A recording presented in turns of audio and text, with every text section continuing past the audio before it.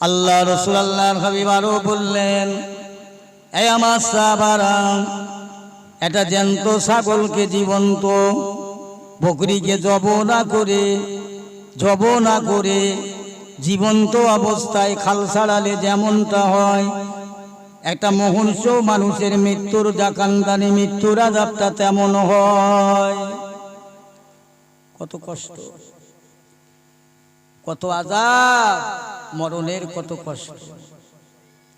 আল্লাহ রাসূল আল্লাহর হাবিব বললেন যে একটা জীবন্ত ছাগলকে জবে না করে জ্যান্ত অবস্থায় চামড়া খালপোষ করলে ছাড়ালে যেমনটা হয়, মানুষের মৌতের আযাবটা তার চাইতে আরো বেশি। খেয়াল আছে? চিন্তা করেন, মানুষ একটু অনুতপ্ত হন, আল্লাহ রসুলের গোলাম হন, আল্লাহকে চেনেন, আল্লাহ যে কথা বললেন আল্লাহকে ভয় করুন, ভয় করার মানুষ হন। এই যে আপনাদের এখানে মক্তব তৈরি হয়েছে, মক্তব, আমাকে বলছিল 17টা ছেলে কোরআন শরীফ পড়ছে। কোরআনের আলো, কোরআন শরীফ পড়ছে 17, একটা অক্ষরে 10টা করে নেকি, একটা অক্ষরে কোরআন শরীফ। আল্লাহর কোরআন পাক আল্লাহ জানিয়ে দিলেন, পাহাড় কাছে বললেন, আমার পাহাড় পর্বত শোনো, আমি আল্লাহ পাক আমার কালামুল্লাহ শরীফ পাহাড় তোমার কাছে রাখতে চাই, তুমি কি রাখবে? পাহাড় বলেছিলেন, না না, ও রব্বুল আলামিন আল্লাহ পাক, তামাম দুনিয়া যত আছে আমাদের উপর চাপাও, এর ভার রাখতে পারবো, কিন্তু কোরআনের ভার আমরা রাখতে পারবো না। আসমানের কাছে গেলেন, আসমান ওই কথা বললেন, জমিনের কাছে গেলেন, জমিন ওই কথা বললেন। আল্লাহর কোরআন আল্লাহ ইচ্ছা করে যাকে পারে তাকে দিক না, আমরা কি করব, আমরা কি করতে পারি? কিন্তু না, এই কোরআন এই মানুষ সেদিন মাথায় মেনেছিল। আল্লাহ পাক আপনার কোরআন শরীফ নিয়ে আপনি পাহাড়ের কাছ থেকে ফেরত আসবেন, জমিন কাছ থেকে ফেরত আসবেন, আসমানের কাছ থেকে ফেরত আসবেন না, না না, দিন ওই কোরআন শরীফটা আমাদের কাছে দিন না। আল্লাহ পাক বলেছিলেন, আলা আস্তাগফিরু রাব্বিকুম, আল্লাহ পাক বলে, আমি কি তোমাদের মাবুদ নয়, প্রভু নয়? আমরা বলেছিলাম কালু ওয়ালা গা, আপনি আমাদের প্রভু, আপনি আমাদের খালিক মালিক আল্লাহ। জোরে বলুন সুবহানাল্লাহ। সবাই মেনে নিয়েছিলাম এই কোরআন। একটা অক্ষর পড়লে 10টা নেকি। সেই কোরআন যেখান তেলাওয়াত হয় আল্লাহর বরকত হয়, আল্লাহ বরকত দান করে। কথা বলছে, আলিফ লাম মিম, 3টি অক্ষর। মুসলমান ইমানদার গোরস্থানায় জিয়ারাত করতে যাবেন, বর্ণ পরিচয় পড়ে, দুনিয়ার ভূগোল পড়ে, ইতিহাস পড়ে আপনি দোয়া করবে, দোয়া কবুল হবে না।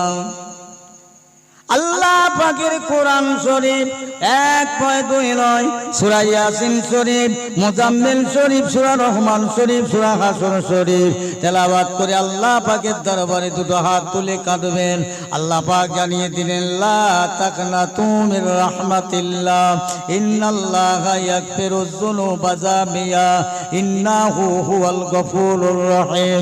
হে আমার বান্দা বান্দি, তোমরা গুনাহ করেছো, পাপ করেছো না জানি, তোমরা দুনিয়ায় পাহাড়ের চাইতে আসমান পরিমাণ বান্দা, এই আসমান পরিমাণ গুনার বোঝালি আমি আল্লাহ পাকের দরবারে তুই অনুতপ্ত হয়ে কাঁদবি বান্দা। তোর দুটো চোখের কোনা দিয়ে যদি মাছির মাথা পরিমাণ পারিমারি হয়ে যায়, যদি নাকি না পানিবার হয়ে যায়, তবে খবরদার তুই কান্নার মতো অভিনয় করবি, ছলনা করবি, বাহানা করবি। আমি আল্লাহ পাক রহমানের রহিম, দয়াময়, দয়ার সাগর, আমি দয়া করে মেহেরবানি করে তোর অতীত জীবনের গুনাহ মাফ করে দেব। জোরে বলুন, মাফ করে দেবে। আল্লাহ ওয়াদা করেছে, ঘোষণা করেছে। কোরআন শরীফ, সেই কোরআন শরীফ পড়ার একটা মক্তব তৈরি হয়েছে। এই কোরআন শিক্ষা করার সময়টা আজকে পেয়েছেন, কোরআনটাকে পৌঁছে দিতে, ইসলামটাকে পৌঁছে দিতে আমার নবী কম দুঃখ পায়নি, কম কষ্ট পায়নি। এই কোরআনের আলো মানুষের কাছে পৌঁছে দিতে তায়েবের মাটিতে মার খেলেন, মক্কা ছেড়ে মদিনায় গেলেন, গুহার ভিতরে ঢুকলেন। অপরাধটা কি নবীর? কোরআনের আলো মানুষকে শিক্ষা দিচ্ছেন, ইসলামের দীক্ষা দিচ্ছেন। আবু জেহেলের সহ্য হয় না, এ মোহাম্মদের বাপ নেই, মা নেই, যার কোনো আধিপত্য নেই, সে আজকের ইমানের কথা বলবে, ইসলামের কথা বলবে, শিক্ষার কথা বলবে। ও মোহাম্মদ কিচ্ছু জানে না, ও মাদ্রাসা মক্তবে পড়েনি, ও আমাদেরকে কি শিক্ষা দেবে? এই হবে না, এ নূতন ধর্ম আমরা মানছি না, মানব না। আমাদের বাপ দাদার 14 পুরুষ যা মেনে এসেছে, ঠাকুর পুজো করব, মূর্তি পুজো করব, ওর কথা বাদ দাও, ছেড়ে দাও।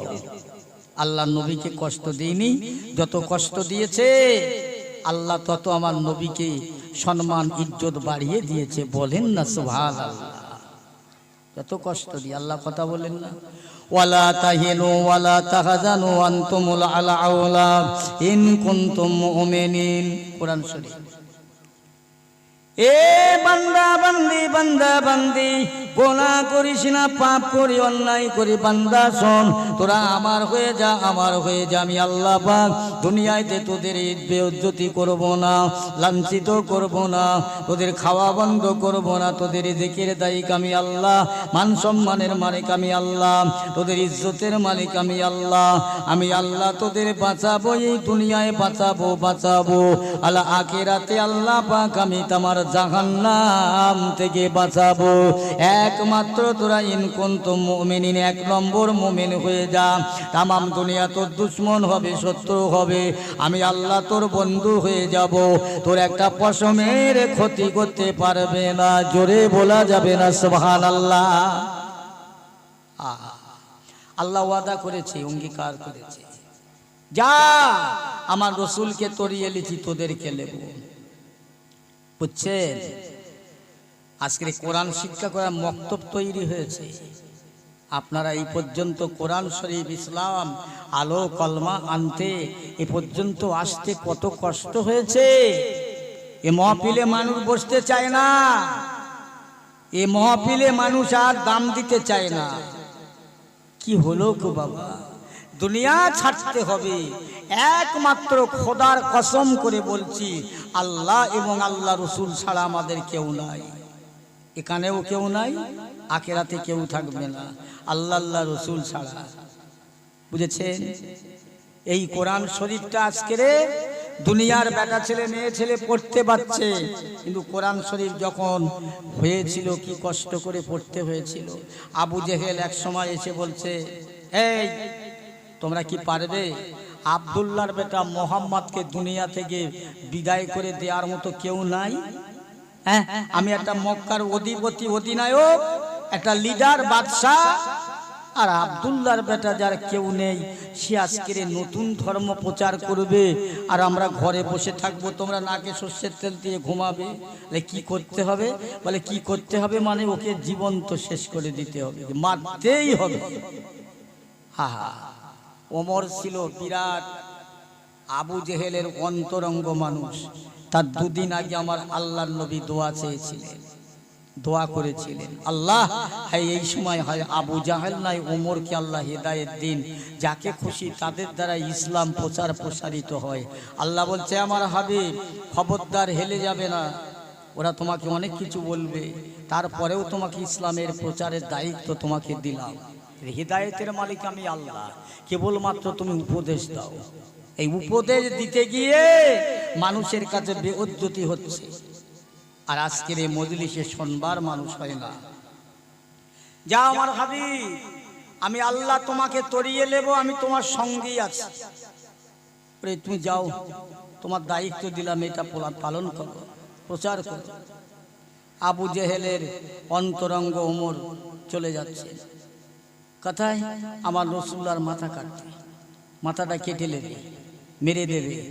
হা হা, যাচ্ছেন তো যাচ্ছেন, একেবারে খাপ থেকে তলোয়ার। হঠাৎ মাঝপথে আল্লাহ শান, আল্লাহর ইচ্ছা, একজন দেখা হলো, ভাই ওমর কোথায় চলেছেন? খাপবিহীন তলোয়ার নিয়ে।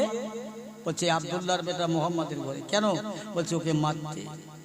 ওই ইসলাম প্রচার করছে, নূতন ধর্ম আমরা মানি না। শোনো শোনো ভাই, শোনো শোনো, আমার এই ছাগলটা একটু তেড়ে ধরে দেন না বাবা। তাহলে উমরের রাগ খানটোখানে ক্ষান্ত হলো। একটা গাড়ি যদি রানিং যায়, স্পিড যায়, সামনে যদি একটা বাম্পার পড়ে, তাহলে গাড়িটাকে স্লো করতে হবে। ওমরের জন্য একটা বাম্পার। ভাই দাঁড়ান দাঁড়ান দাঁড়ান, আমার এই বকরি ছাগলটা একটু তেড়ে ধর দেন না ভাই, আমি পাচ্ছি না। ওমর তাড়তে লাগলেন, তেড়ে তেড়ে তেড়ে তেড়ে পেরেশান হয়ে গেলেন, হয়রান হয়ে গেলেন। ভাই আমি পাচ্ছি না এই ছাগলটা ধরতে। তো তাহলে তুমি একটা অবলা জন্তুী, একটা অবলা জানোয়ারকে তেড়ে ধরতে পারলেন না? আর একটা বাফারা মাহারা নবী, আল্লাহর পয়গম্বর, হ্যাঁ, যার ছায়া জমিনে পড়ে না, যার গায়ের খুশবু হয়, সে মানুষের মাথা কাটতে যাচ্ছে। ওমর বলছে তাহলে তোমাকে হত্যা করব। কেন না তুমি মুসলমান হয়েছে। ওমর শোনো, আগে তুমি ঘর সাবধান করো। তাহলে তার মানে তাহলে তোমার বোন আর তোমার বোনাই মুসলমান হয়ে গেছে, খবরটা রাখো না, একই দিকে দিয়ে যাও। ওমর একবার তলোয়ার চালিয়ে নিজের বোনার আর বোনের বাড়ির দিকে রওনা হয়। ও মুসলমান ইমানদার, আল্লাহ নবী সাহাবী, আল্লাহ নবী সাহাবীর বিবি কোরআন তেলাওয়াত করছে ঘরের মধ্যে বসে বসে বসে বসে। ওমর দরজায় গিয়ে তালি মারছেন, ও আমার বোন দরজা খুলুন। বোন বলছে হুজুর আর বাঁচাবেন না, আমার ভাই ওমর এসে গেছে। ওমর বড় শক্তিশালী, ক্ষমতাশালী। ও আমার বিবি শিগগিরই জলদি করে তাড়াতাড়ি আল্লাহর কোরআন শরীফটা হেফাজত করো, গোপন করো, সংরক্ষণ করো। আমাদের মেরে ফেলে দিলে কিন্তু যায় আসে না, আল্লাহর কোরআন যেন বেইজ্জতি না করে। দেরি হয়ে যায়, সময় চলে যায়। ওমর বারবার করে ঘরে ধাক্কা মারে দরজায়। দরজা খুলে দেওয়ার পরে ওই সময় বলছো আমার বোনাই, বলো আমাকে চিনতে পেরেছো? হ্যাঁ তুমি তো ওমর। চিনতে যদি পারো, আমার হাতেটা কি তলোয়ার? সত্যি করে একটা কথা বলবে? বলে কি বলেন? বলে আপনি মোহাম্মদের হাতে হাত দিয়ে কলমা পড়েছ। বলে হ্যাঁ। উমর বলছে তোমার হিম্মত তো কম নয়, সাহস কম নয়, তুমি হ্যাঁ বলছো? আগে শিগগিরই তুমি মোহাম্মদের ধর্ম ত্যাগ করো, জীবনে বাঁচানো হবে, নইলে তোমাকে তলোয়ার দিয়ে আঘাত করা হবে। ওমরের বোনাই বলেছিল ভাই ওমর, আমি জানি মোহাম্মদের কলমা ছেড়ে দিলে আমার জীবনে বাঁচিয়ে দেবে। ও ভাই ওমর, খবরদার খবরদার, আমার ঘরে মাথা থাকতে জান থাকতে কোনো দিনের জন্য মোহাম্মদের বাণীটা ত্যাগ করব না, পারবো না। আমাকে মেরে দাও, মরে যাব, টুকরো টুকরো করে দাও দেবে, কিন্তু জেনে রাখবে আমি মোহাম্মদের মুখ থেকে হাতে হাত দিয়ে একবার পড়ে নিয়েছি কালমা লা ইলাহা ইল্লাল্লাহু মুহাম্মাদুর রাসূলুল্লাহ সাল্লাল্লাহু আলাইহি ওয়াসাল্লাম।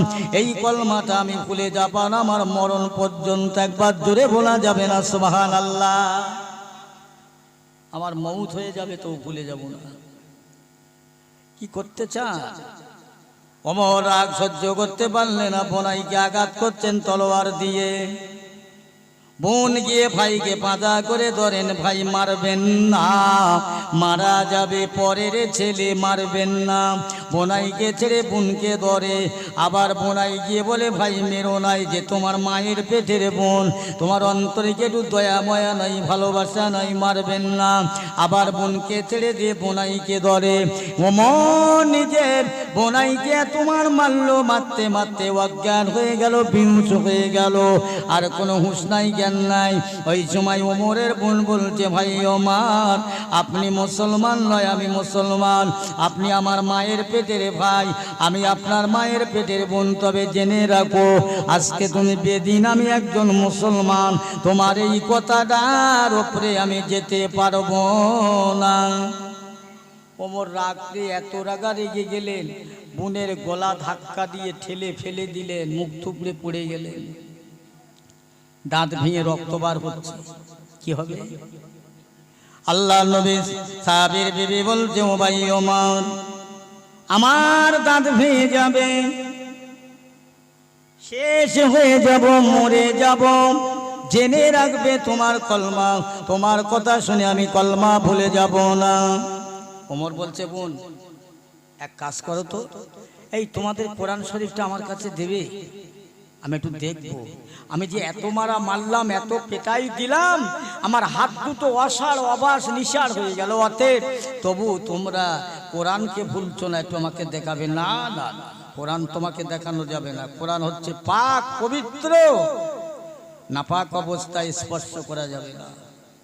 আচ্ছা, আমি আরবের মানুষ, এসেছি যখন দেখি যাই, আমাকে একটু দেখান না আল্লাহর কোরআনটা, আমাকে একটু দেখাবেন, আমার খালি একটু সামনে দেখাবেন। আমি আরবের মানুষ, আরবি ভাষা ভালো বুঝি, এসেছি যখন দেখতেই বা বাধা কোথায়, দেখি যাই। দেখানো হচ্ছে সর্বস্ত পৃষ্ঠারগুলো উল্টে উল্টে উল্টে উল্টে দেখলেন যে না, এ কোরআন দুনিয়ার কোনো মানুষের নয়। আমার বলছে বোন আমার শুনে নাও, আমি যা দেখলাম এ কোরআন দুনিয়ার কোনো মানুষের তৈরি নয়, এ কোরআন দুনিয়ার কোনো ঋষি মুনি ঋষির তৈরি নয়, কবি দার্শনিকের তৈরি নয়।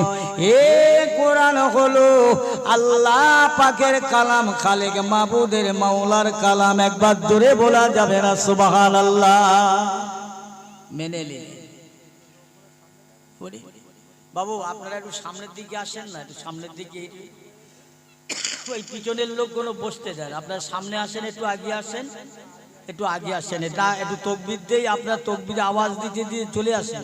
নারায়ে তাকবীর, একটু আগে আসেন। নারায়ে তাকবীর, নারায়ে তাকবীর, আল্লাহু আকবার। আগে আসেন, আগে আসেন। পিছনে যারা, আপনারা সকলে একটু আগে আগে আসুন। পিছনে যারা বসে আছে তাড়াতাড়ি করে আপনারা সামনে চলে আসুন। এই পিছনে যারা দাঁড়িয়ে আছেন ভাই বসুন, আপনাদের বসার জায়গা আছে, বসুন বসুন, বেয়াদবি করবে না, বসে দাঁড়িয়ে থাকবেন না। কেমন লাগে না দাঁড়িয়ে থাকলে? সবাই বসে আছে, আপনারা দাঁড়িয়ে থাকবেন, বসুন।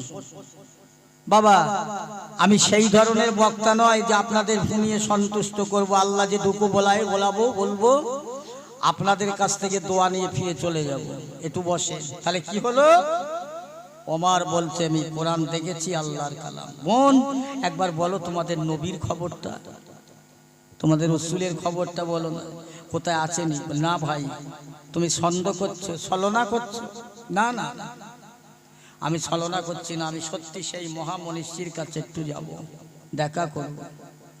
ওমরকে খবর বলে দিলেন, যাও। এইভাবে গেলে আল্লাহর নবীর কাছে মাত্র 39 জন মানুষ বসে আছে, আপনি গেলে 40 জন হবে। যান।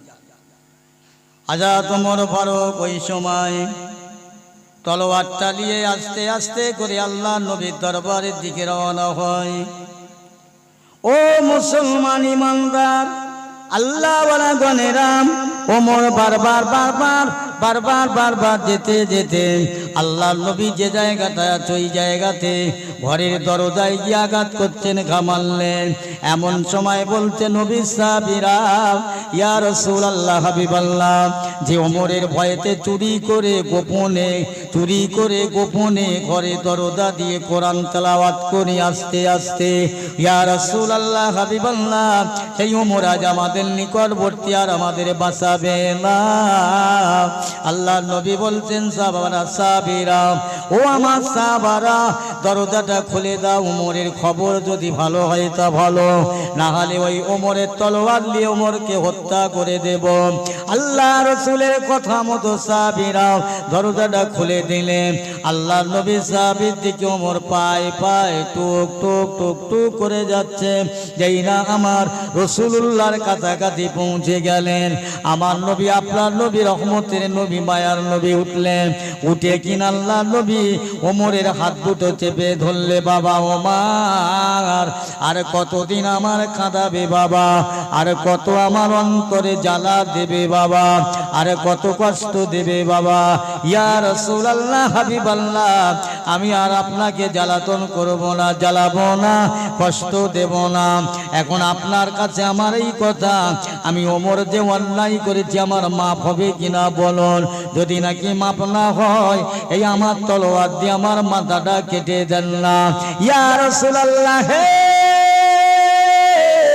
ইয়া হাবিবাল্লাহ, আমি ওমর যা অপরাধ করেছি আমার অপরাধের মাপ আছে কি না জানি না।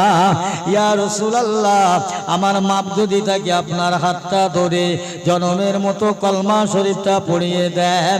আমার আল্লাহ নবী বলেছিলেন, বাবা ওমর, আল্লাহ পাক বড় দয়ালু, দয়াময়, গফুর রহিম, আল্লাহ মাফ করনেওয়ালা, মাফ করে দেবেন।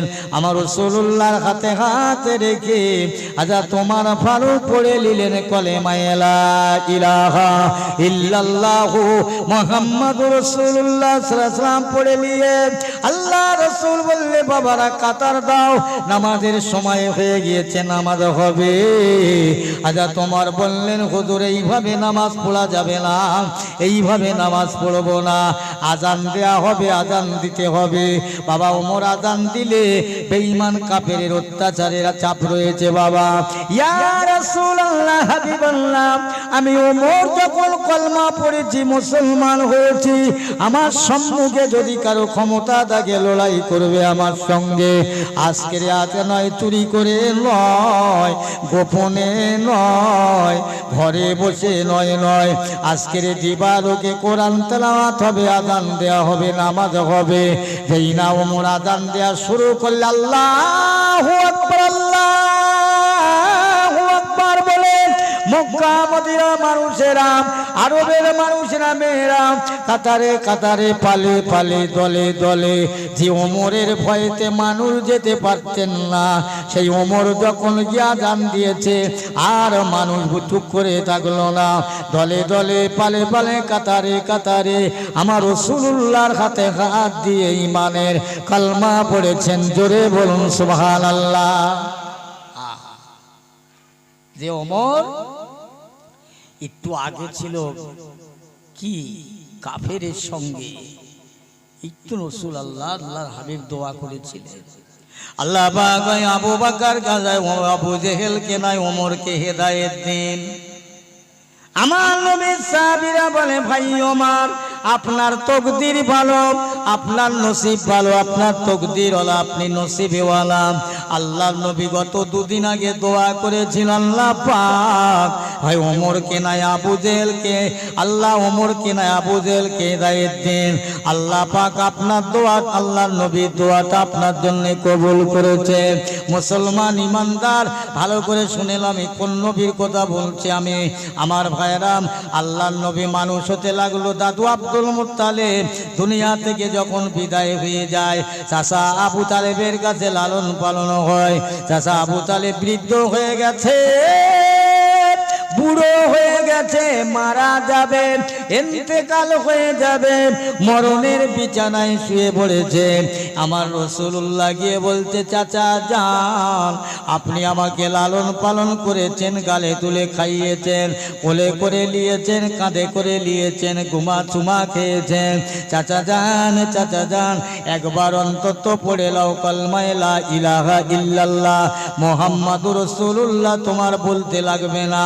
কাল কিয়ামতের ময়দানে, হাসরের ময়দানে লক্ষ কোটি মানুষের ভিড়ে আমি তোমার যাতে জান্নাতে নিয়ে যেতে পারি গো আমার চাচা, একবার পড়ে লাও, কাউকে শোনাবার প্রয়োজন হবে না।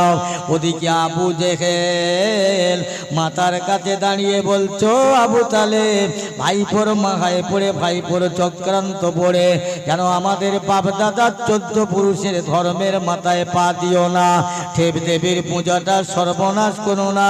সেই পর্যন্ত আবু তালেবের কলমা নসিব হলো না, মারা গেল। ভালো করে শুনেলেন, আল্লাহর নবী ওই চাচার কবরে ধার দিয়ে যেতে যেতে জিজ্ঞাসা করলেন, চাচা যান, চাচা যান, একবার বলুন আপনার কবরে আপনি কেমন আছেন? আবু তালেব বলছে, বাবা মুহাম্মদ, আমার বড় ভাগ্য খারাপ রে বাবা, তোর কথা শুনে একবার যদি পড়ে নিতাম কলেমা শরীফটা, আমার জিন্দেগি আখিরাতটা উপকার হতো, লাভ হতো। বাবা রে, আজকে আমি তোমাকে কোলে করে, পিঠে করে, কাঁধে করে, আমার দেহ যেখানে তোমার ছোঁয়া লেগেছে, ছোঁয়া লেগেছে, তোমার স্পর্শ লেগেছে, জাহান্নামের আগুন তো ধরে না, গায়ে লাগে না বাবা। আমার দুইটা জায়গা কেবল তোমার ছোঁয়া লাগেনি, সেই দুটো হলো পায়ের তালু। ওই পায়ের তালুতে জাহান জাহান্নামের আগুনের জুতো পরিয়ে আমার পায়ে পরিয়ে দিয়েছে, তার আকর্ষণে আমার মাথার মগজ টকবাক টকবাক করে ফুটতে রয়েছে। ও মুসলমান, ভালো করে শোনো, আল্লাহর নবী আবু তালেব পাঁজা করে জড়িয়ে ধরেছিল দেহ। আল্লাহর জাহান্নামের আগুনটা আবু তালেবের গায়ে লাগে না। জোরে জোরে বলুন সুবহানাল্লাহ। কত বড় রসুল ছিলেন! কোন নবীর কথা বলছি? সেই নবীকে মারবার জন্য বেঈমান আবু জেহেল অনেক চক্রান্ত করেছে। কোন নবী? শুনলে অবাক হয়ে যাবে। আল্লাহ রসুল, আল্লাহর হাবিব, দিন দুনিয়ার বাদশা, দয়ার নবী আমার বসে রয়েছে।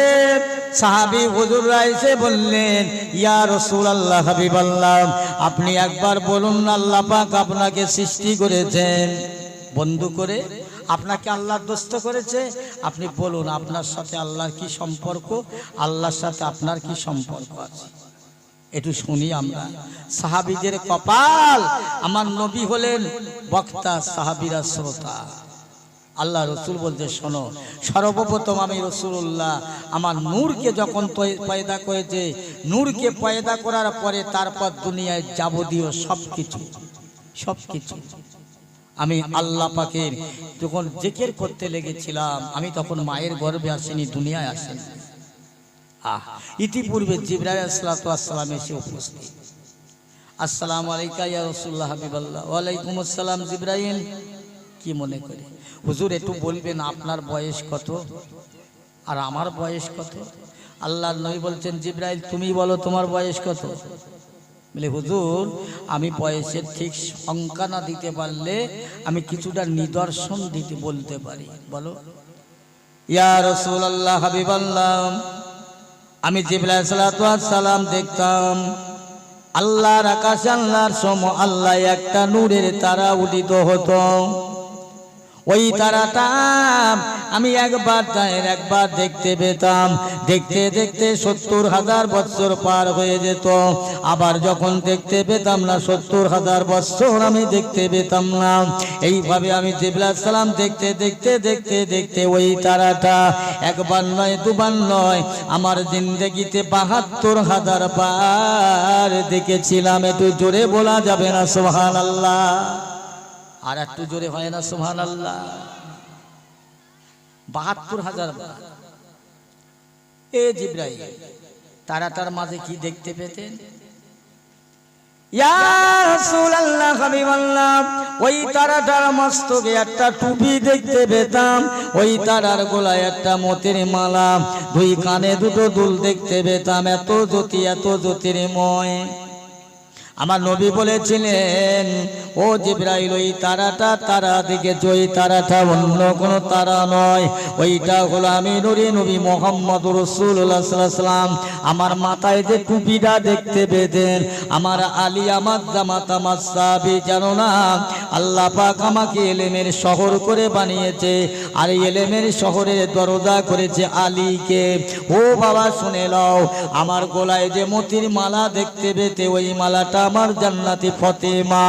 আমার কানে দুটো দুল ছিল, ওই দুল দুটো যাতে মামার হাসান আর হোসাইন, এই চারজনকে সাথে করে সঙ্গী করে নিয়ে আমার গুনাহগার উম্মতের জন্য আমি কাঁদতে থাকতাম, কাঁদতাল্লাহ আমার উম্মতের মাফ করে দেবেন।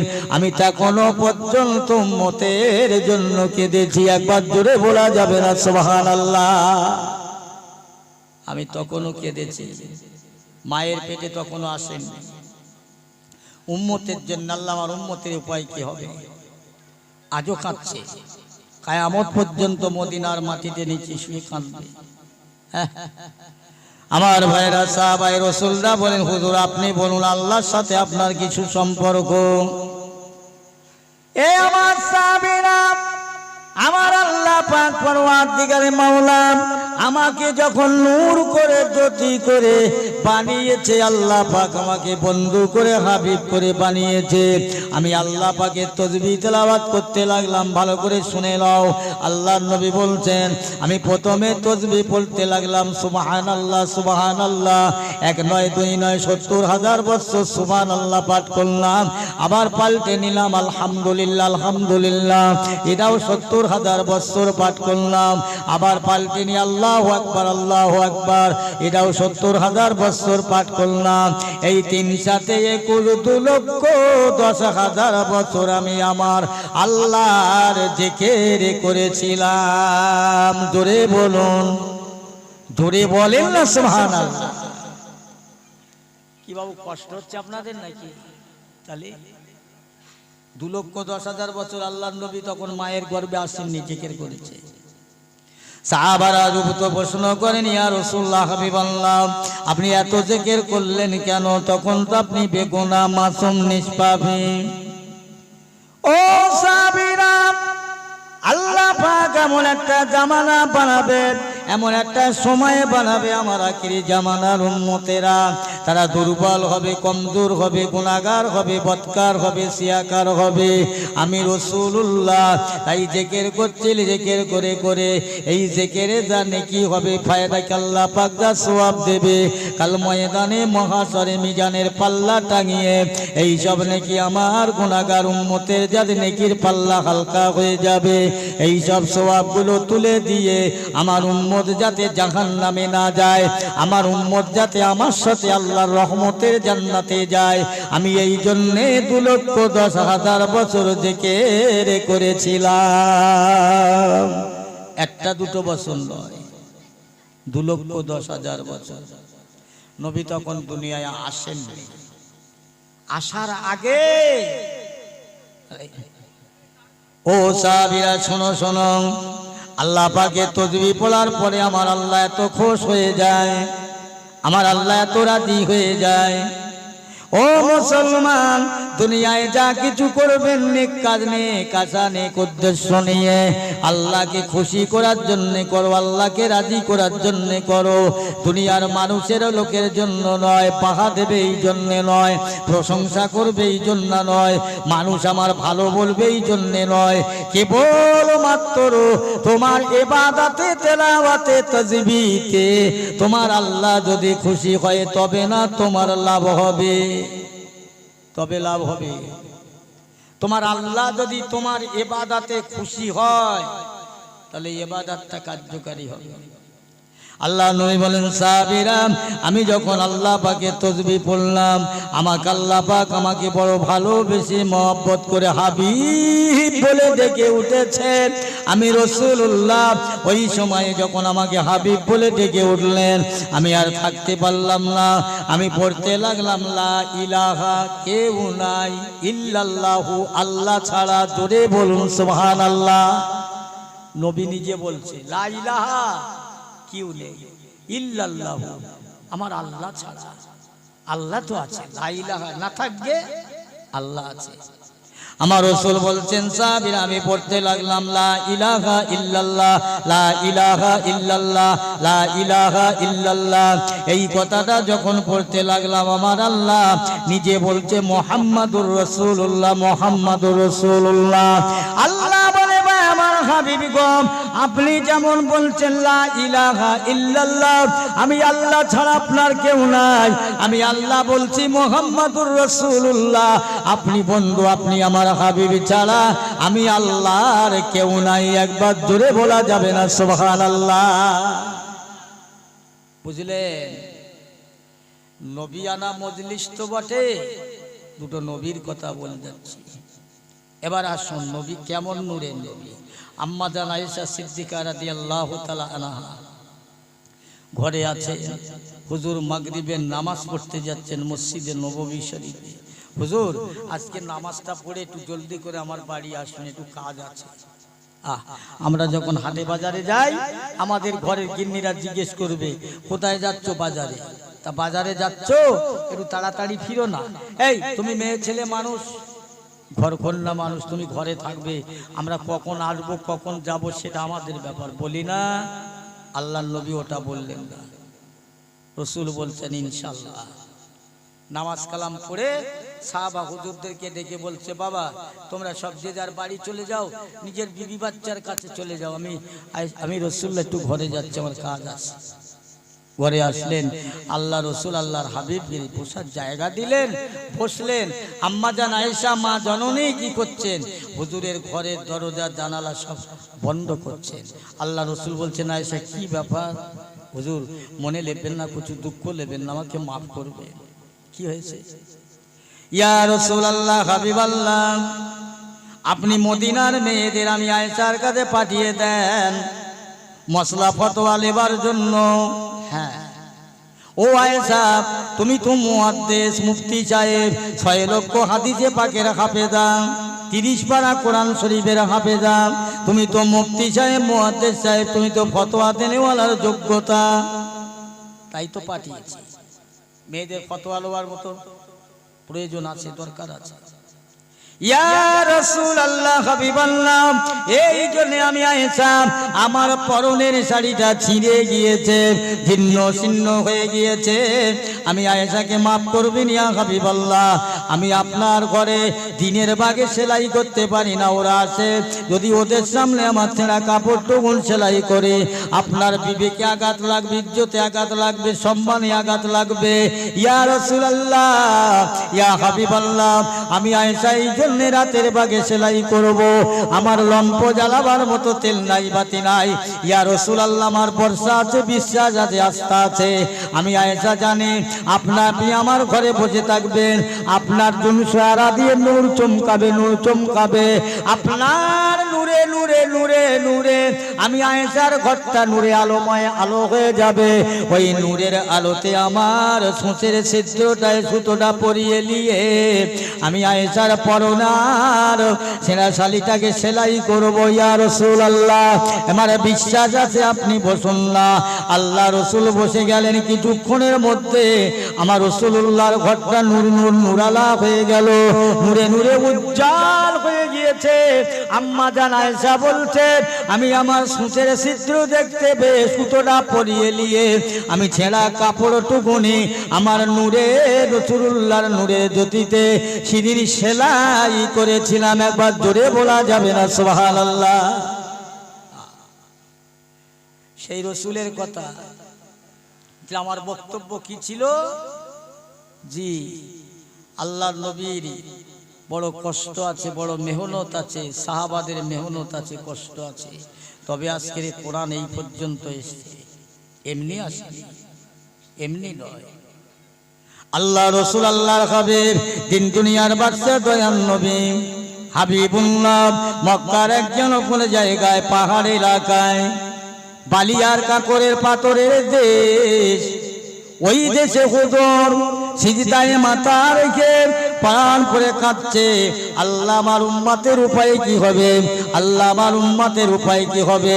বেঈমান আবু জেহেলের কর্মচারীরা, কুত্তার দলেরা উটের নোংরা পচা নাড়ি ভুঁড়ি নিয়ে আমার রাসূলুল্লাহ নূরের চেহারা উপরে চাপিয়ে দিলেন, যাতে করে মরে যায়, শেষ হয়ে যায়। কিন্তু না, আমাদের ফাতেমাতুজ জাহরা রাদিয়াল্লাহু তাআলা আনহা আব্বার খোঁজে বেরিয়েছেন, কোথাও কোনো দিকে পাচ্ছেন না। ভালো করে শুনলেন, উটের নোংরা পচা নাড়ি ভুঁড়ির ভেতর দিকে আল্লাহর নবীর কথার আওয়াজ বার হচ্ছে, ইয়া হাবলি উম্মতি, ইয়া রব্বি উম্মতি। আম্মা জান ফাতেমা ঠেলতে লাগলো, ঠেলে ঠেলে ঠেলে ঠেলে সরাতে পারলো না, কষ্ট হয়ে গেল।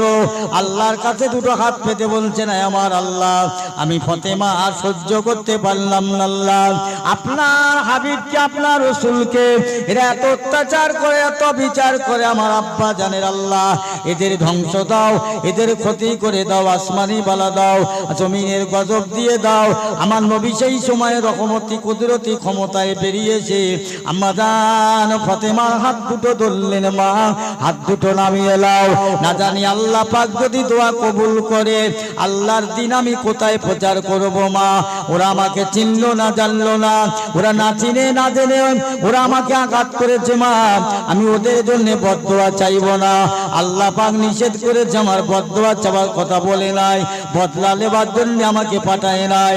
ফাতেমা হাত চালাবাও, যদি না একদিন না একদিন এই মক্কার মানুষেরা কলমা পড়ে ঈমান আনবে, আর ওরা যদি সব ধ্বংস হয়ে যায় আমি কাদের কাছে ঈমানের কথা বলবো মা? আমি ঈমানের কথা কাদের কাছে বলবো যদি ওরা ধ্বংস হয়ে যায়, ক্ষতিগ্রস্ত হয়ে যায়? না, এসো দোয়া চাই আল্লাহ যেন ওদের হেদায়েত দেয়। আমার ভাইরা, সেই রসুলে পাকের ঘর হচ্ছে মাদ্রাসা, মক্তব, মসজিদ হচ্ছে আল্লাহর ঘর। কথা বুঝলেন? নবী ছাড়া আমাদের কোনো উপায় নেই। আল্লাহর নবী আমাদের জন্য সুপারিশ করবে বটে, রসুল কথা দিয়েছেন, তবে কাদের করবে? ছেড়ে সমস্ত উম্মতে মুহাম্মাদি যারা পরিপূর্ণ ঈমানদার হবে, আমল আলা হবে, দুটো জিনিস আমাদের সঙ্গে থাকবে, একটা হবে ঈমান, একটা হবে আমল। এই দুটো জিনিসকে আমি রাজা হই, বাদশা হই, ধনী হই, ফকির হই, যে যাই হই না কেন, আমাদের দুটো জিনিসের প্রয়োজন, একটা ঈমান, একটা আমল। জোরে বলুন না সুবহানাল্লাহ, জোরে বলুন না সুবহানাল্লাহ। দরুদ শরীফ আল্লাহুম্মা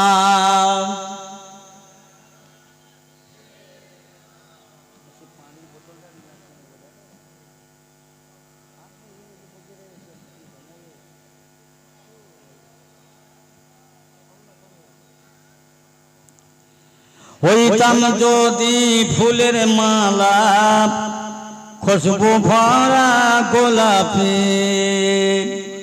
কিংবা যদি হইতাম আমি গুলিস্তানের বুলবুলি, যাইতাম আমি রওজা পাকে, রইতাম আমি মদিনা, দিবানিশি দরুদ পড়ে জুড়িয়ে নিতাম আমার প্রাণ। আল্লাহুম্মা, জোরে জোরে সাল্লি আলা, মাশাআল্লাহ, ওয়ালা আলি সাইয়্যিদিনা। আমি যদি আরব হতাম মদিনার ওই পথ, আমি যদি আরব হইতাম মদিনার ওই পথ, ওই পথে চলিতেন আমার নূর নবী হযরত। আল্লাহুম্মা সাল্লি আলা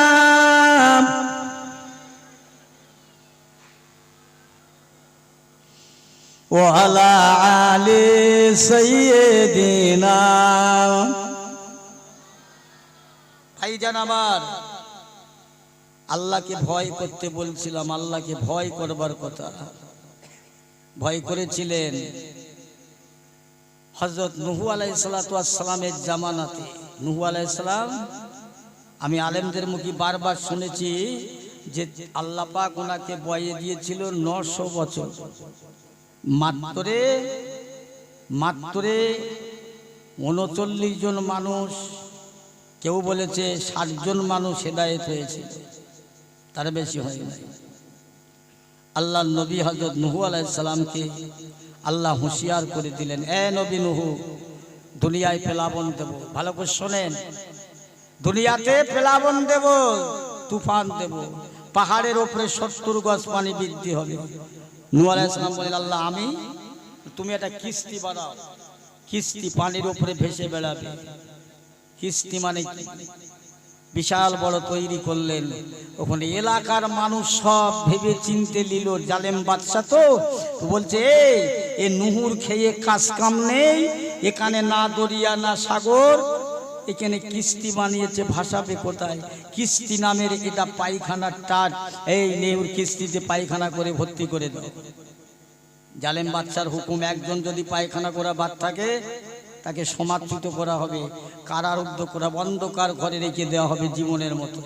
একটা বুড়ি মেয়ে ছেলে, আল্লাহ পাকের নবী মুহাম্মদ আলাইহিস সালাম বলছেন, আল্লাহ আপনি আমাকে হুকুম দিলেন কিস্তি বানাতে, আমি কিস্তি বানালাম, কিন্তু ওরা পায়খানা করে ভর্তি করে দিল। বহু চিন্তা নাই, ঘাবলাইও না, ঘাবলাইও না, চিন্তার কোনো কারণ, আমি তো আল্লাহ আছি, দেখো না আমি আছি। একজন বুড়ি মেয়ে ছেলে, 80 বছরের বয়স, 80 বছর বয়স বুড়িটা, রাখেন 80 বছর বয়সে বুড়িটা শুনেছে কানে যে বাদশার হুকুম, এই ছেলে কিস্তিতে না পায়খানা করলে তাকে আর অন্ধকারে থেকে আলোয় বার হতে দেবে না। লাঠি ধরে ধরে ভালোভাবে বাঁচার জন্য বলছেন, না এই দুনিয়ায় অসামাজিক, বলেছেন কারাঘরে না থেকে অন্তত পায়খানা করে সমাজে ভালোভাবে মাথা উঁচু করে যাতে বেড়ানো যায়, এই কাজটা করি। লাঠি ধরে লাঠি ধরে লাঠি ধরে যেতে উঠতে উঠতে হঠাৎ পড়ে গেলেন, পায়খানার মধ্যে পড়ে গেলেন। যেই না পড়ে গেলেন, এই 80 বছরে একটা বৃদ্ধা মহিলা সঙ্গে সঙ্গে 18 বছরের যুবতী হয়ে গেলেন। বলুন না সুবহানাল্লাহ, এই জোরে বলবেন না সুবহানাল্লাহ। বুঝেছেন? 16-18 বছরে ছুরি হয়ে গেল। দেশের মানুষ চিন্তা হলো কি ব্যাপার, তা ওই পায়খানা মাখতে শুরু করলেন।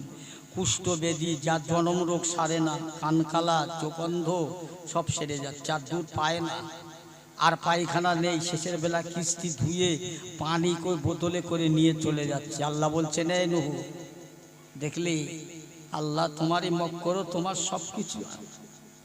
নূহ আলাইহিস সালামের কিস্তি পরিষ্কার হয়ে গেল। দরুদ শরীফ আল্লাহুম্মা সাল্লি আলা।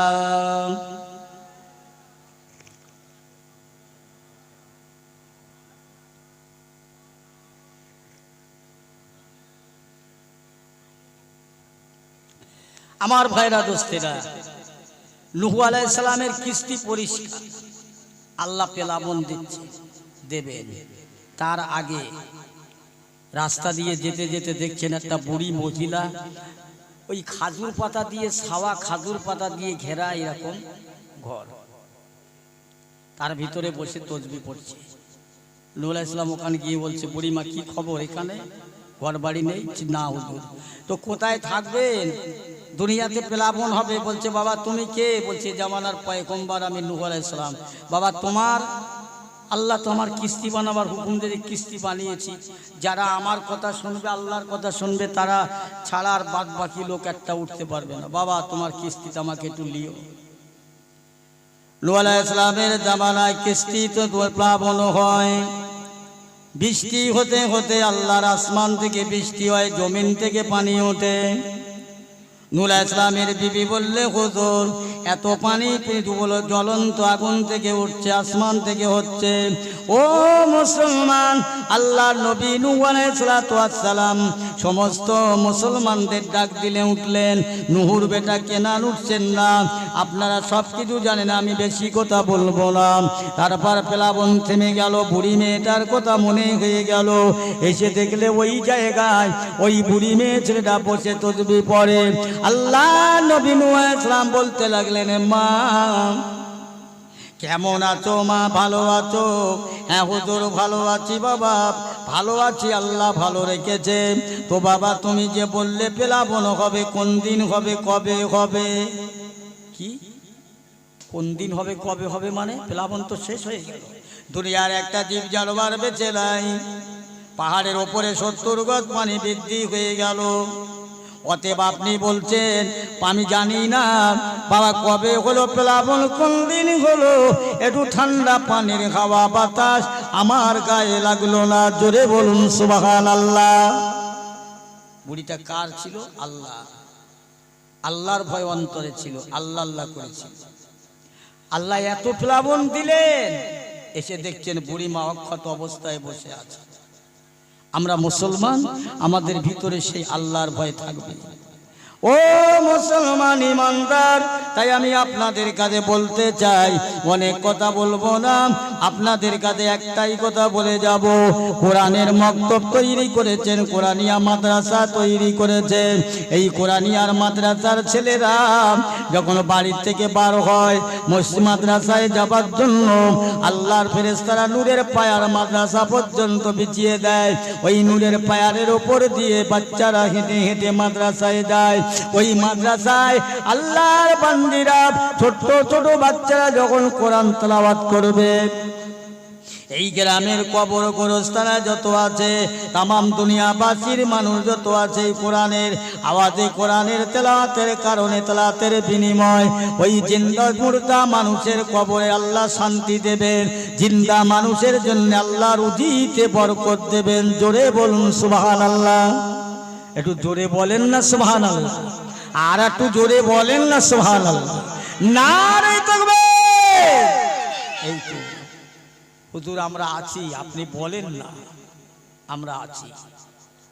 কোরআন শরীফ এমন একটা কিতাব, আহা, যে কিতাবে ভেজাল নাই, শুদ্ধ বিশুদ্ধ সেই কোরআনিয়া মক্তব আপনারা তৈরি করেছেন, কোরআনিয়া মাদ্রাসা তৈরি করেছেন। এটা আল্লাহ রসুলের কষ্ট, আল্লাহ রসুলের মেহনত। বাবা আজকে রে বাঁধা ঘর, পাতা চুলো, ঢেলা পানি, ভাড়া ভাত পেয়ে যাচ্ছেন, খেয়ে যাচ্ছেন। জানেন আপনারা এই কোরআনের মাহফিলটা, কোরআনের মজলিসটা পেতে পারতাম না, আমরা পেতাম না। শুধুমাত্র আমার আল্লাহর নবীর অবদান, আল্লাহর ওলিদের অবদান, সাহাবা হুজুরদের অবদান। মক্কা শরীফ ছেড়ে মদিনায় চলে গেল, মদিনা থেকে যুদ্ধ হলো, সেখানে অনেক কিছু, অনেক ব্যাপার আছে। তাই আমি আপনাদের কাছে বলবো বাবা, এই কোরআনের মাদ্রাসার জন্য কোরআনিয়া মক্তব এটা আপনাদের টিকিয়ে রাখতে হবে, লক্ষ্য রাখতে হবে। এই গ্রামের মানুষ, এই পাড়ার মানুষ প্রত্যেকটা দিন লক্ষ্য রাখবে, মাদ্রাসার দিকে দেখবেন। এটা বড় একটা মাদ্রাসা হয়ে যাবে একদিন, আল্লাহ যদি চায়, আল্লাহ চায়। আল্লাহর বান্দারা, মাদ্রাসার বাচ্চারা কোরআন তেলাওয়াত করবে, তোমার মা তোমার বাপ কবরে বসে বসে শুনবে। ও মুসলমান, কোরআনের সওয়াব, কোরআনের নেকি, কোরআনের বদলা কবরবাসীদের জন্য আল্লাহ পৌঁছে দেবে। তুমি দান করবে, চাল দান করবে, টাকা দান করবে, পয়সা দান করবে, ওটাও সাদকায়ে জারিয়া হয়ে যাবে। এতিম ছেলেরা, ছোট বাচ্চারা কোরআন তেলাওয়াত করবে। তোমার দানের কোরআন, তোমার দানের মক্তব, তোমার দানের মাদ্রাসা, আল্লাহ পাক ওই মাদ্রাসায় যা দান করবে কিয়ামত পর্যন্ত আল্লাহ জারি রাখবে। কাল কিয়ামতের ময়দানে আল্লাহ পাক বেহেশতি মানুষ 4 দলকে ওঠাবে। মুসলিম শরীফের হাদিস, 4 দল মানুষ। এক দল হবে হাজি, এক দল হবে শহীদ, এক দল হবে আলেম, এক দল হবে দাতা। দাতা মানে যারা দান করে। আল্লাহ পাকের আলেম বান্দারা, আল্লাহ পাকের হাজি বান্দারা বলবেন, আল্লাহ আমরা আগে যাব জান্নাতে। তোমরা আগে যাবে কোথায় শুনেছো? আমরা আলেমদের মুখে শুনেছি। আল্লাহর বান্দারা যারা হাজী সাহেব হয়, মক্কা মদিনা তোয়াফ করে, তারা নাকি জান্নাতে যায়। এইটা যদি আলেমের মুখে শুনে থাকো তো ও আলেমরা তোমাদের উস্তাদ, তো তোমাদের উস্তাদের ফেলে রেখে তোমরা জান্নাতে যাবে। শহীদানরা বলবে আমরা জান্নাতে যাব। কে বলেছে? আলেমরা বলেছে। তবে আলেমদের রেখে তোমরা জান্নাতে যাবে? আলেমরা তোমাদের উস্তাদ না? আল্লাহ নিজে বলবে তোমরা জান্নাতে যাবে। শুনেছো শহীদ হলে জান্নাত হবে, কারা বলেছে? আলেমরা বলেছে। তাহলে আলেমরা তো উস্তাদ, পিছিয়ে আলেমরা বলবে আমরা জান্নাতে যাব। কিভাবে জান্নাতে যাবে? আমরা দুনিয়ায় হাদিস পড়েছি, কোরআন পড়েছি, বুখারী শরীফ, সিয়াসাত্তা, মুসলিম শরীফ, কত হাদিস পড়লাম, কত কোরআন পড়লাম। কোথায় থেকে? ও রব্বুল আলামিন আল্লাহ পাক দুনিয়ার একদল মানুষ দান করেছে, টাকা পয়সা অর্থ সম্পত্তি দিবালি সেমের বাঁশ দান করেছে, তা দিয়ে মাদ্রাসা মক্তব তৈরি করা হয়েছিল। ওই মক্তবে মাদ্রাসায় পড়ে আমরা আলেম হয়েছি, টাইটেল পাস করেছি, মৌলানা হয়েছে, আমরা বড় বড় আলেম হয়েছে। ওই সময় বলবো আলেম বান্দারা বলো বলো দেখি বলো তোমাদের উস্তাদ তাহলে কারা? দাতাগণেরা। তাহলে তোমরা কি করে জান্নাতে যাবে? সর্বপ্রথম এই বেহেশতি চারদল মানুষের মধ্যে দানি বান্দা দাতা বান্দা গণেরা আগে যাবে জান্নাতে। একবার জোরে বলা যাবে না সুবহানাল্লাহ? আর একটু জোরে বলুন সুবহানাল্লাহ। কি বাবু, এই মক্তবটা আপনাদের দেশের তো, দেশের মানুষ মিলে তৈরি করেছেন? একটু কথা বলেন আমার সঙ্গে। সবাই মিলে তৈরি করেছেন তো?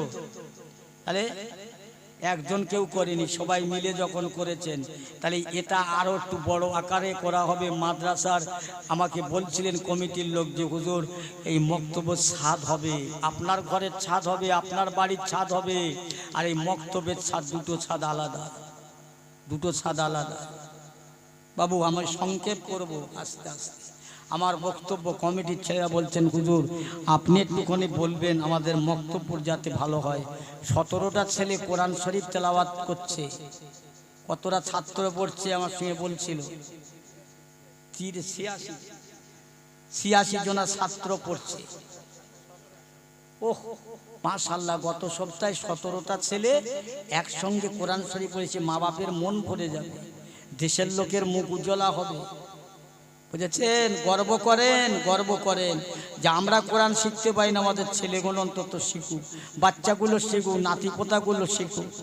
হ্যাঁ মুসলমান ইমানদারেরা, একটা মানুষ যখন মৌসের খালাতে যে যায় মৃত্যুর বিছানায় শুয়ে পড়ে, বলা হয়েছে কোনো কোরআন শরীফ নিয়ে কোনো হাফেজ কোনো মৌলানা ওই মুহূর্ত মানুষের মাথার পাশে বসে সূরা ইয়াসিন শরীফ পাঠ করে।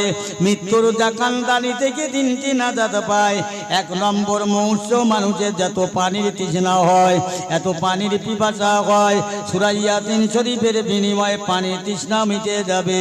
আল্লাহ নবী বললেন ওই মুহূর্ত মানুষের এত কষ্ট হয়, ওই কষ্ট থেকে লাঘব হবে। সূরা মুজাম্মিল শরীফ, সূরা ইয়াসিন শরীফ, সূরা হাসর শরীফ পাঠ করবে, আল্লাহর বান্দার মৌতের আযাব থেকে আল্লাহ বাঁচিয়ে দেবে। ও আমার পেয়ারা মুসলমান ভাইয়েরা, বাবাজিরা, দুনিয়ায় আপনি শিক্ষা করুন, বর্ণ পরিচয় পড়ুন, ইংরাজি পড়ুন, বাংলা পড়ুন, দুনিয়ায় যত রকম শিক্ষা আছে করুন, তার পাশাপাশি আল্লাহর কোরআনকে শিক্ষা দেবেন। আল্লাহর কোরআন যার মধ্যে নাই, দুনিয়া তার অন্তরটা ফাঁকা। যে ঘরে মানুষ বাস করে না ওই ঘরটা চামচিকে বাস করে। যার অন্তরে কোরআন নাই, শয়তানের বাসা বেঁধে আছে। বাবা আপনি পড়তে পারুন, আপনার নাতি পড়বে, আপনার ছেলে পড়বে, ব্যবস্থাটা করে দেন, করে দেন না। কেউ আছেন ভাই আল্লাহর হস্তে এই মক্তবের ছাদের জন্য? অনেক মানুষের বসবাস এখানে। কি গো, অনেক মানুষ বাস করে এখানে? কত ঘর মানুষ আছে এখানে কি এই গ্রামটায় বলতে পারবে? কত ঘর মানুষ আছে একটু কথা বলেন না আমার সাথে। 100 ঘর মানুষ নেই? 100 ঘরের বেশি আছে বলছে। প্রত্যেক ঘরে থেকে যদি আগিয়ে আসেন আল্লাহর হস্তে এই মাহফিলে, আমি আপনাদের জন্য দোয়া করব। এই মাহফিলে বসে কোন আল্লাহর বান্দা আছেন যে আমি 5,000 টাকা দেব এই মক্তবের ছাদের জন্য? কি 1 বস্তা সিমেন্ট দেবো, রড দেবো, বালি দেবো? বলতে পারবেন? অনেক কষ্ট করে এসেছি। আর কমিটির ছেলেরা আমাকে বললেন ভাই আপনাদের কাছে আমিও আবদার করে বলছি, একজন বলেন না, একজন বলেন আল্লাহর হস্তে এসো 5,000 টাকা দেবেন, দোয়া করব খাস করে। 5,000 মাশাআল্লাহ, নারায়ে তাকবীর। এই দেখেন এরা টাকাও দেবে না, জোরে তাকবীরও দেবে না। এই ছেলেরা জোরে বলো নারায়ে তাকবীর, আল্লাহু আকবার, নারায়ে তাকবীর, আল্লাহু আকবার। সিরাজুল ইসলাম ভাই 1 বস্তা সিমেন্ট বলে জোরে বলুন জিন্দাবাদ, জিন্দাবাদ। সিরাজুল ইসলাম ভাই 1 বস্তা সিমেন্ট জোরে বলুন জিন্দাবাদ, জিন্দাবাদ। নারায়ে তাকবীর, আল্লাহু আকবার। আর কেউ আছেন এক বস্তা করে দেবেন, এক বস্তা সিমেন্ট। তারপরে আপনার টাকা, ইট আছে, আপনার বালি আছে, সিমেন্ট আছে, রড আছে, আপনার দেবেন। এক বস্তা সিমেন্ট আমার সিরাজুল ভাই দেন। আর কেউ আছেন আল্লাহর রাস্তে বলুন? মাশাআল্লাহ মাশাআল্লাহ, গোপন দান ওই দেখেন, কত সুন্দর কথা বলেছেন। ডান হাতে দান করো, বাঁ হাত যেন না জানে। গোপনীয় দান 5 বস্তা সিমেন্ট। জোরে বলুন জিন্দাবাদ, একটু জোরে বলেন জিন্দাবাদ। নারে তাকবীর। তুমি মৌলভী সাহেব লোক এসেছো, টাকা নেবে, একলাই তাকবীর দাও, এই তো ব্যাপার। আমরা বলবো না। রে বাবা, আল্লাহর রাস্তে আসুন না। 5000 টাকার কথা বলেছি। 5000 টাকা এমন কিছু আছে গা? হ্যাঁ, একটা মোবাইলে বছরে কত খরচ হয়? হ্যাঁ, 300 টাকা করে মোবাইলে মারলে বছরে কত হয়? 3 বারং 36, হিসাব আছে। হ্যাঁ, টাকা দেবেন 5000 টাকা একজন বললেন অন্তত। আসুন, দান করিলে দানের সওয়াব পাইবে সাদগায়ে জারিয়া। কবরেতে শুয়ে বান্দা পাবে খোদার হাদিয়া। বড় বড় গাড়ি ও তোর বড় বড় পানি, বড় বড় আশা, মরে গেলি হবে রে তোর বাগানে বাসা। টাকা ভালো, পয়সা ভালো, আরো ভালো সোনা, মরে গেলি পাবি রে তুই বাগানের কোনা। মরে গেলে আনারুল ভাই 500 টাকা ওই দেখেন, গরিব মানুষ, না হলে 500 টাকা দেবে বলেছেন, প্রতিশ্রুতি দিয়েছেন। জোরে বলুন নারে তাকবীর। আল্লাহু আকবার। জোরে বলেন নারে তাকবীর। আল্লাহু আকবার। আসুন ভাই, হুজুর অন্ধ মানুষ, শুধু ক্যানিং থেকে হুজুর এসেছেন, মুসাফির মানুষ। হুজুরের হাতে হাত দিয়ে আপনারা কিছু সাহায্য করুন। সাহেবউদ্দিন মন্ডল 1000 টাকা। জোরে বলুন না নারে তাকবীর। আল্লাহু আকবার। আর আছেন ভাই, আসে। আল্লাহ কবুল করেন, আল্লাহ কবুল করেন, আল্লাহ হায়াত দারাজ করেন, জানে মালে বরকত দিন। আল্লাহ ভাই জান 1 বস্তা মাটি দিয়েছেন, দোয়া করি গোপনীয় 5 বস্তা মাটি। আল্লাহ দোয়া চাই, দোয়া করি। আরেক ভাই 500 টাকা দিয়েছেন, আল্লাহ আরেক বান্দা দিয়েছেন, আল্লাহ দোয়া কবুল করুন। আল্লাহ আপনার দরবারে দোয়া কবুল করুন, দানি বান্দাদের দান কবুল করুন। হায়াতে সারগান একটা বাচ্চা ছেলে, আহা আল্লাহু আকবার। আল্লাহ পাক মক্তবে কোরআন শরীফ পড়ে ওই ছাত্র 100 টাকা মাদ্রাসা মক্তবের জন্য দান করলেন। বাচ্চারা হায়াত দারাজ করেন। আল্লাহ কোরআন পড়ার তৌফিক দেন, কোরআন বোঝার তৌফিক দেন। আল্লাহ পাক হাক্কানি আলেম তৈরি করে নেন। আল্লাহ বাপ মার মুখ উজ্জ্বলা করুন। জোরে বলুন আল্লাহুম্মা আমিন। এই জোরে বলুন আল্লাহুম্মা আমিন। আসুন না বাবা, আল্লাহর রাস্তা আসেন ভাই। 5000 টাকা কেউ হবে না বাবু। 5000 টাকা এমন কিচ্ছু নয়। 5000 টাকা কত টাকা কত দিকে চলে যাবে। বড় বড় রোগ হবে, টাকা চলে যাবে। হসপিটালে যাবে, টাকা চলে যাবে। জি,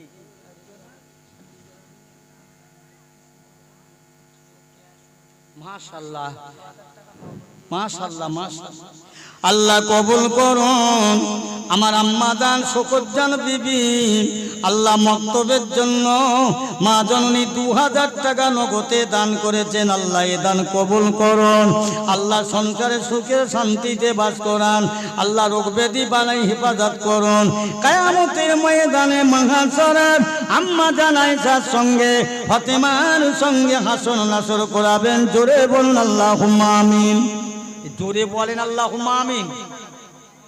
আল্লাহ গোপন দান একজন 200 টাকা আল্লাহ কবুল করুন। হায়াতে দারাজ করুন, ইমান আমলে বরকত দিন, জানে মালে বরকত দিন। রাসূলুল্লাহ সুপারিশ শাফাআত নসিব করুন। আরেকজন কেউ 5000 টাকা ভাই। আমার মা বোনেরা যদি আল্লাহর রাস্তে পারেন বাচ্চাদের হাতে দিয়ে পাঠিয়ে দেন। দাও দাও, সবাই মিলে দাও। 10-এর লাঠি 1-এর বোঝা। এসো আল্লাহর রাস্তে এসো। দুনিয়া থেকে চলে যাবে, সব কিছু দুনিয়ায় পড়ে রবে। ঘর বাড়ি জায়গা জমি টাকা পয়সা সব রবে। মরে যাবার পরে কবরে ঢুকলে ছেলেরা ঝগড়া করবে, ভাগাভাগি নিয়ে মারপিট করবে। আল্লাহর রাস্তায় জানে কিছু দিয়ে রেখে যান, এখানে পাবেন, কিয়ামতে পাবেন, হাসরে পাবেন। দিয়ে যান। ওরে দিয়ে ধন বোঝে মন কেড়ে নিতে কতক্ষণ। ও ভাই জানেরা, আমার আল্লাহ পাক কালেমুল গায়েব অন্তর জানেন, তিনি সবকিছু জানেন, সবকিছু পারেন, সবকিছু করেন। চাইলে তিনি বাদশাকে ফকির করেন, ফকিরকে বাদশা করেন। পাইলে তিনি বেউজ্জুদিকে ইজ্জতলা করতে পারেন, ইজ্জতলার সব সম্মান করতে পারেন। আসেন না ভাই, 5,000 টাকা চেয়েছি, আল্লাহ কার কাছে কোথা থেকে নিয়ে যাবো? এই জোরে বলো নারায়ে তাকবীর। 10 বস্তা সিমেন্ট গোপনে